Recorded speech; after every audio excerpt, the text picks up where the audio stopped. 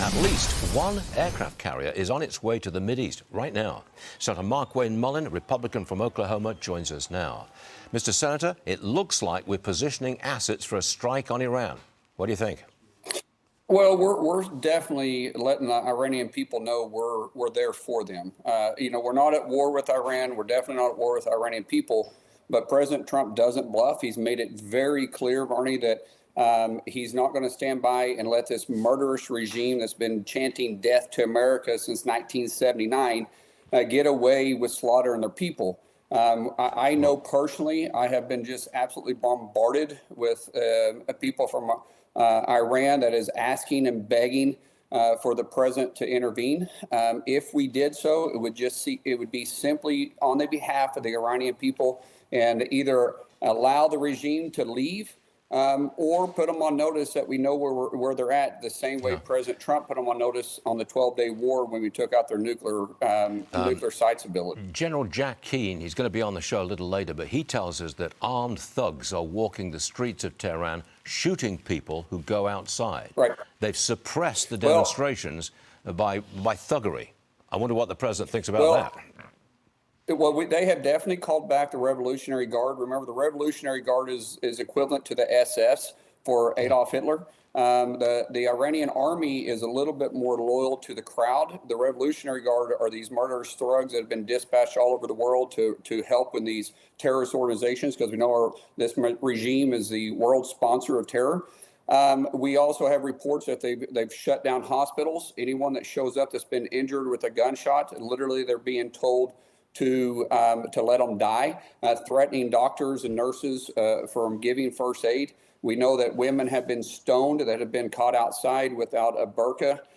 So we know these are true, but at the same time, there's reports coming from Israel and the other Arab nations that are urging the president to hold off because things may be getting better. The question we have, Barney, is who is the next leader of the Iranian country, right? We're not in this for regime change like, let's say, Hillary Clinton was during the Arab Spring. We're here just simply to support the people. And right now, we got to have someone in place to take over the country. We would love to see Iran become the country they were prior to overthrowing the Shah in 1979. I mean, I've talked about this before, but in 1977, they may have been arguably more westernized than the United States. Yeah, they had more people elected, more women elected to public office than the United States did. They had more professional women working in the workplace than the United States did. Today, women can't even teach their own girls how to read or do math without the threatening of being killed by what they call an honor killing. So we are standing with the people. We stand with President Trump. We stand with what he said, that he's not going to allow these murders to go on. And we know that the president will decide to move forward when the timing is right. But by positioning our military in the right places to execute that final order, the president is right by putting that message out. Because let me tell you, Iran recognizes strength. And the world knows the president does not bluff. That's for sure. Senator, troops from Germany, France, Sweden and Norway, they're taking part in a 2-day military exercise in Greenland. Senator, what kind of message are they sending to America with the deployment of these troops? Well, I don't think this is a message to the United States. This is a message to China and Russia. The president has been saying it, and we have been saying it, NATO has been saying it for 20 years. That Denmark needed to do something about the exercises that China and Russia was continuously running in just off the coastal line of Greenland.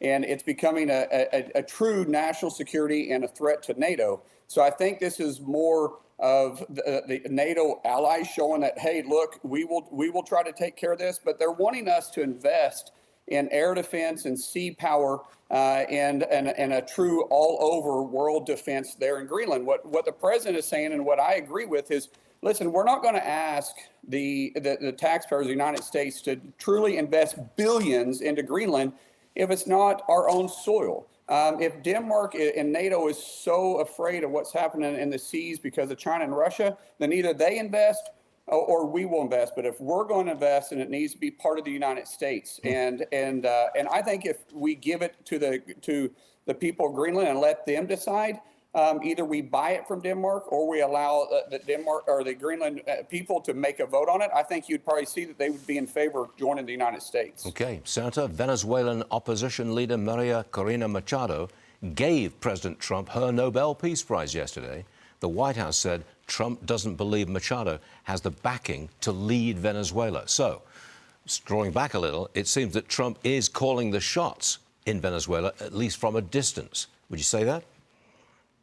Well, I think I would say yes. The president is definitely very involved in the future of Venezuela, but it's involved in the point that we want Venezuela people to make the decision for themselves. I think I haven't talked to the president about this, so I'm really hesitant, Varney, on speaking for the president. But I would say, if just knowing the president as well as I do, he is setting it up to allow the Venezuela people to have an open and free election and choose their leader, not the one that was necessarily brave enough to take on Maduro, but is there someone else that the Venezuela people want to lead them into the great nation, or back into the great nation they used to be? Yeah, and I believe the president's probably on track on that. Senator Markwayne Mullin, thanks very much for being with us, sir. We appreciate it. Thank you. Thanks for having me on.